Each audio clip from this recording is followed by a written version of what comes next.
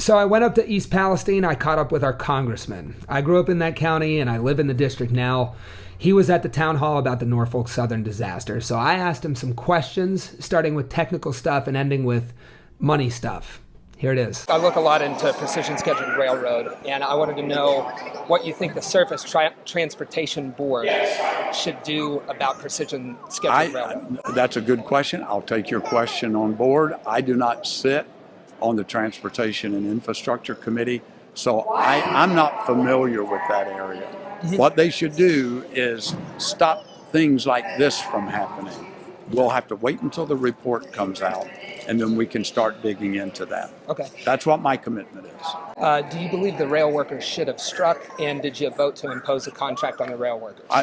That is not related to this crash here tonight. I'm not going to get into those kind of political questions here tonight. This is not about politics. This is about meeting the needs and concerns of the people in East Palestine. So let's address those questions another time. Except it is related. Rail workers have been warning about something like this for a long time. They have been doing more work with less people, dealing with cuts across the board to safety, training, maintenance, staff. Also, the company can pile up a ton of money. And about that company money, you've taken about $18,000 from Norfolk Southern PAC. Are you going to take money from Norfolk Southern going forward? Okay, we're done. We're done with the conversation. I just told you we're not going to talk politics here tonight. That's not what this is about, because we're talking about what's right for the people of East Palestine. Do you think that's not a political issue? This is what happens when you get a little too close to the truth with these guys. And I don't blame him for being uncomfortable, because right before we talked, he said this to a resident as she was grilling him to a crisp. They don't own me. Well, they don't own me. Okay, but I work for you. I don't work for them.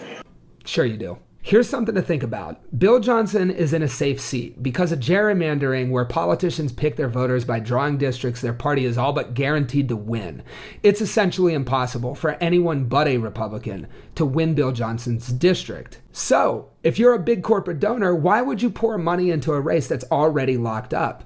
Since that money isn't needed to compete for votes, the most likely explanation is that it buys influence. Say from a congressman who oversees regulators who oversee your business. They don't own me. Okay, but I work for you. I don't work for them. Sure you do. We're done. We're done with the conversation. I just told you we're not going to talk politics here tonight.